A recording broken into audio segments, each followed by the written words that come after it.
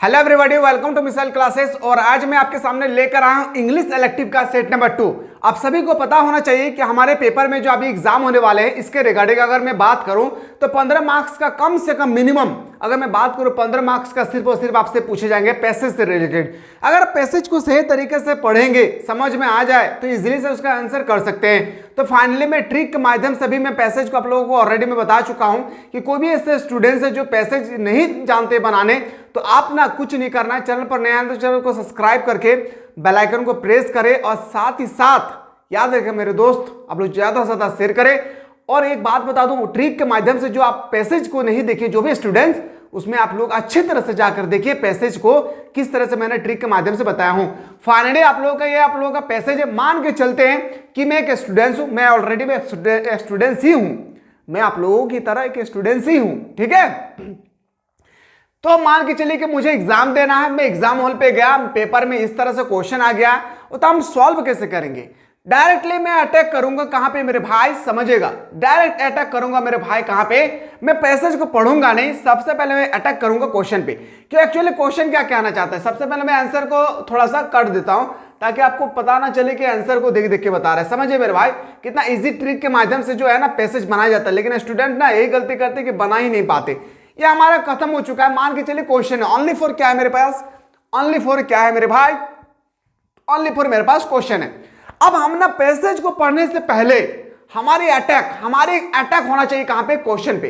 Passage को पढ़ने से पहले हमें अटैक करना चाहिए क्वेश्चन पे। क्वेश्चन क्या कहता है sir, why does the author love India.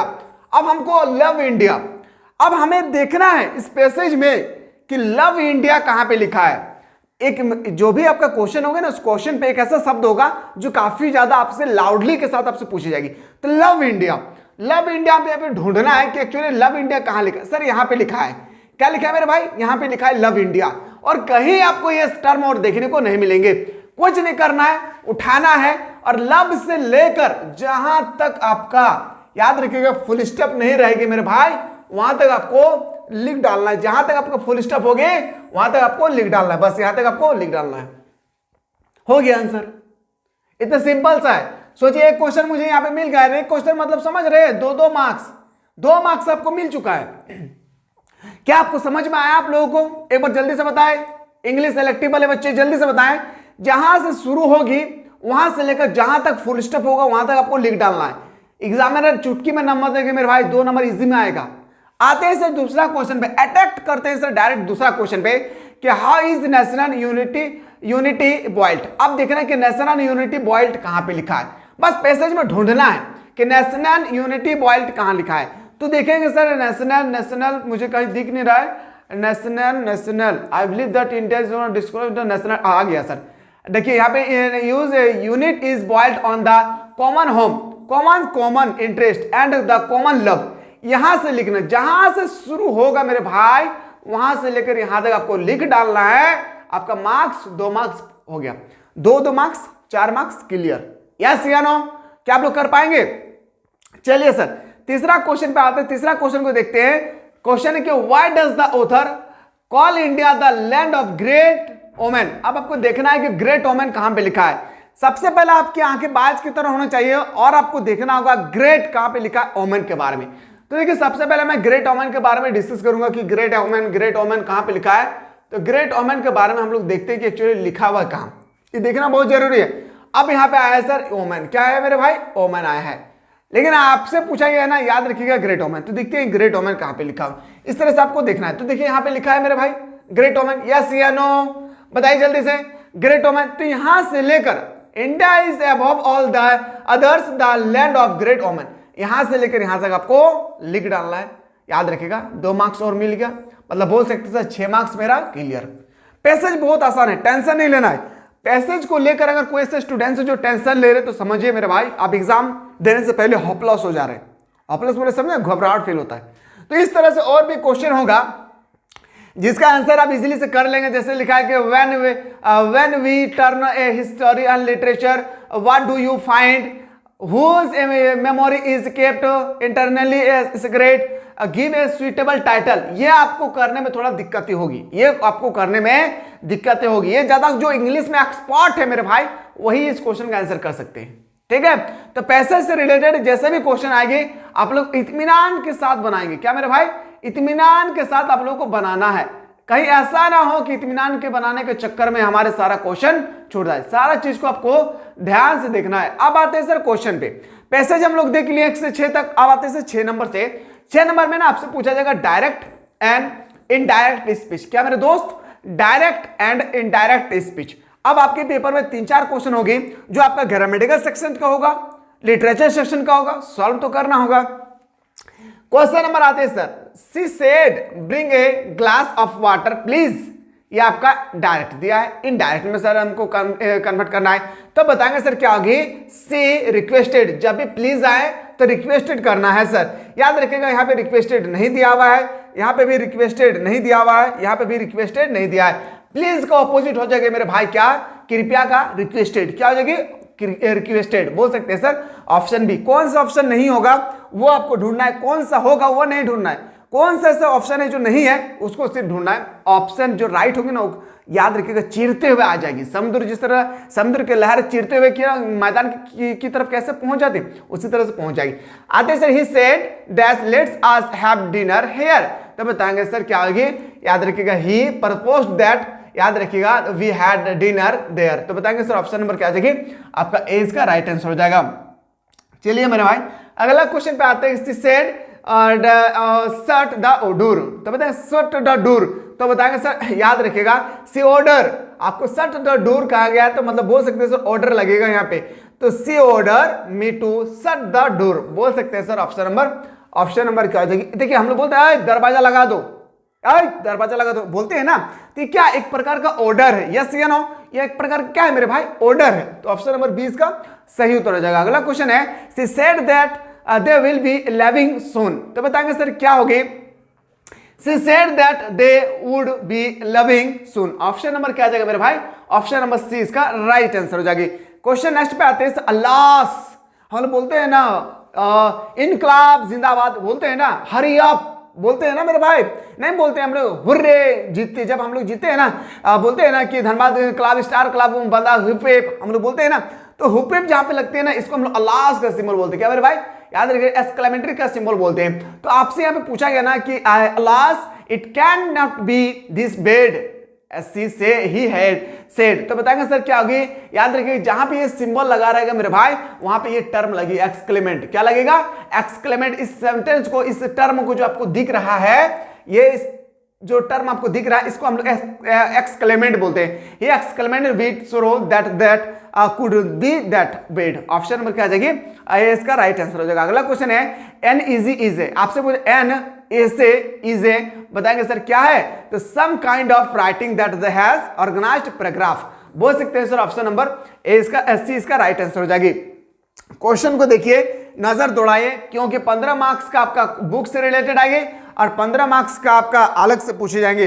Sir अलग से क्या क्या पूछे जाएंगे, ये भी तो आपका अंदर में नॉलेज होना बहुत जरूरी है मेरे भाई, बहुत जरूरी है या नहीं, बहुत जरूरी है या नहीं। तो याद रखिएगा मेरे भाई, याद रखिएगा एक बात कि जब भी इस तरह से क्वेश्चन आए आपको खुद से रिलेट करना है। क्या, खुद से रिलेट करना है और आपको सॉल्व करना है। Which of the following essay described a subject. तो बताएंगे सब्जेक्ट में क्या होती है सर, तो बताएंगे सर एक्सपोजिटरी इजी। क्या हो जाएगी, ऐसे। ऑप्शन नंबर आपका बिल्कुल सही हो जाएगा, डी इसका राइट आंसर हो जाएगा।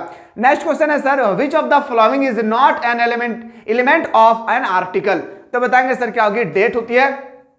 जब भी हम लोग आर्टिकल का मतलब हिंदी में अगर मैं आर्टिकल का मतलब होता है लेख, गाय पर लेख लिखे, भेड़े पर लेख लिखे, स्कूल पर लेख लिखे, हम लोग बचपन में पढ़ चुके हैं ना मेरे भाई, वही इसको आर्टिकल बोलते हैं। ठीक है, तो आर्टिकल में क्या नहीं होता है, डेट नहीं होता है, नहीं होता है, सब्सक्रिप्शन नहीं होता है, सोल्यूटेशन नहीं होता है, क्या होता है, कुछ नहीं होता। बोल सकते हैं तो ऑप्शन नंबर डी इसका राइट आंसर होगा, सभी होता है। Option number D is the correct answer हो जाएगा। अगला क्वेश्चन पे आते हैं sir, what should the first paragraph of an article be all about. क्या होती है, brief introduction of the topic. जब भी हम लोग लेख लिखते हैं, जब भी मेरे भाई, अच्छा आर्टिकल का मतलब समझ में आ रहा ना, आर्टिकल का मतलब आप लोगों को समझ में आ रहा ना, क्या होता है, लेख होता है। क्या होता है मेरे भाई, लेख होता है। आर्टिकल का मतलब क्या होता है, लेख होता है। तो याद रखिएगा जब भी हम लोग कोई भी चीज के बारे में लेख लिखते हैं, मान के चलता हूं मुझे लिखना है गाय के बारे में लेख, तो सबसे पहले हम लोग लिखते हैं इंट्रोडक्शन। गाय एक पालतू जानवर है, क्या लिखते हैं, गाय एक पालतू जानवर है, तो सबसे पहले हम लोग क्या लिखते हैं, इंट्रोडक्शन लिखते हैं, तो इसी को हम लोग बोलते हैं सर ऑप्शन नंबर क्या हो जाएगी, डी इसका राइट आंसर हो जाएगा।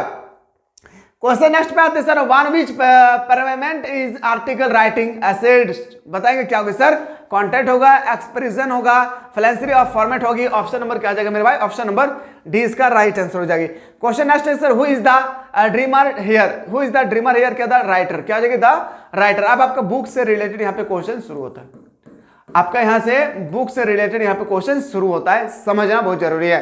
What was the Eveline feeling at the hour of departure, बताएंगे सर डिप्रेचर क्या बताएंगे सर इसका राइट आंसर, तो सी was worried she pray to God for direction, she was moneyless and emotional, option number क्या आ जाएगा सर, ऑप्शन नंबर डी इसका right answer हो जाएगा। अगला क्वेश्चन पे आते हैं, नेक्स्ट क्वेश्चन है sir, how was the brother of Eveline, brother का एवलिन कौन है सर, तो बताएंगे सर पहला तो होगा हैरी, हैरी तो उसका है ही है, और हेनरी नहीं है, हैरी है, बोल सकते हैं, और अर्नेस्ट है सर, ऑप्शन नंबर क्या आ जाएगी, ऑप्शन नंबर डी। आपसे पूछा गया कि who was the brother of Evelyn, Evelyn का ब्रदर कौन सा था, तो बताएंगे सर ये दोनों था, कौन, एक हैरी और एक अर्नेस्ट, ऑप्शन नंबर डी इसका राइट आंसर हो जाएगी।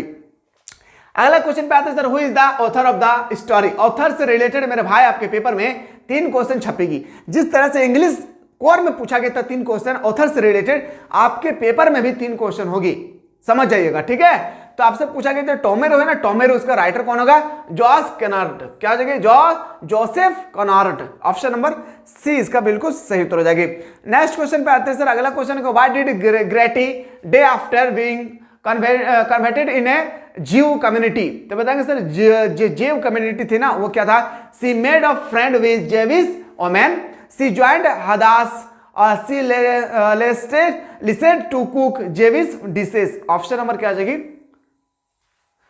ऑप्शन नंबर डी इसका राइट आंसर हो जाएगा। क्वेश्चन नंबर 21 पे आते हैं sir, doctor Salomon was suffering with which kind of disease, तो बताएंगे सर क्या हो जाएगी, हाइपोकोरोड्रिया, ऑप्शन नंबर क्या आ जाएगा सर, ऑप्शन नंबर ए इसका राइट आंसर हो जाएगी। नेक्स्ट क्वेश्चन पे आते हैं सर, अगला question, who insulate toy wing at the temple entrance, बताएंगे सर क्या होगी, ground of the temple, option number आपका 20 का राइट आंसर होगा। क्वेश्चन को देखिए, नजरिया देखिए, वो दौड़ाइए, ठीक है। accompanying many of blank poem was, तो क्या होगी सर, आपका ऑप्शन नंबर डी इसका बिल्कुल सही उत्तर हो जाएगी। नेक्स्ट क्वेश्चन पे आते हैं सर, अगला क्वेश्चन पे आते हैं, what was the theme of the poem trees, आपसे पूछा गया ट्रीज जो है टॉपिक आप लोगों का पोएम है, इसमें मेन थीम क्या है, तो बताएंगे सर क्या होगी, ब्यूटी ऑफ नेचर, क्या होगी, beauty of nature, option number A इसका सही उत्तर हो जाएगी। नेक्स्ट क्वेश्चन है sir, what was poet successful in counting the 7 in his first attempt, तो बताएंगे सर क्या होगी, नो, यस या नो में आपको लगाना है नो, क्या लगाना है, नो। अगला प्रश्न है sir, what kind of sound did poet mentioned for sevens, तो बताएंगे सर क्या होगी, bell beat of wing, option number क्या आ जाएगा, ए इसका राइट आंसर हो जाएगा। 27 पे आते हैं sir, at the age of the 10 the author received his first toy which was, तो बताएंगे क्या होगा सर, ए फिल्म प्रोजेक्टर, क्या जाएगी, फिल्म प्रोजेक्टर। क्या आप लोगों को समझ में आ रहा होगा। इस तरह से अभी आपको और 4 सेट मिलेगा, अभी 2 सेट मैंने बताया हूं, एक सेट बता चुका हूं पहले, जो भी स्टूडेंट नहीं देखे एक बार देख लीजिएगा, दूसरा सेट है, इस तरह से और 4 सेट बताएंगे, ठीक है। तो चारों सेट के लिए अगर आप लोग तैयार है तो जल्दी से बताएंगे सर, हम लोग चारों सेट के लिए बिल्कुल तैयार है, आप बताते रहिए, हम लोग पढ़ते रहेंगे। जल्दी से बताइए कि आप लोगों को समझ में आ रहा है मेरे भाई, एक बार बता दीजिए, ताकि मुझे पता चलेगा कि जब मैं मेहनत कर रहा हूं आप लोगों का, वो आप लोगों को समझ में आ रहा है या नहीं। एक बार जल्दी से बताइए कि आप लोगों को समझ में आ रहा होगा। चलिए मेरे भाई, समझ में आ रहा होगा तो आगे बढ़ते हैं। क्वेश्चन नंबर नेक्स्ट पे आते हैं सर, अगला क्वेश्चन में आते हैं सर, क्वेश्चन है कि मी alive at my complete the line from the इसे वाई द नेवल मैटर्स, बताएंगे कि सर क्या होगा, फिंगर ट्रिप, ऑप्शन नंबर क्या आ जाएगी, ऑप्शन नंबर 20 का राइट आंसर हो जाएगी। अगला क्वेश्चन पे आते हैं, क्वेश्चन है कि people consider their bodies age, तो बताएंगे सर क्या होगी, about a bottles a tin पतला vessels of clay, option number क्या आ जाएगी, ऑप्शन नंबर डी का राइट आंसर हो गई। तो यहाँ पे हम लोग 2 टॉपिक को डिस्कस किए, तीसरा टॉपिक अगर चाहते हैं तो हैशटैग लगाकर जल्दी से बताएं, मैं तीसरा टॉपिक भी आप लोगों को बताने की कोशिश करूंगा। मिलते हैं नेक्स्ट वीडियो।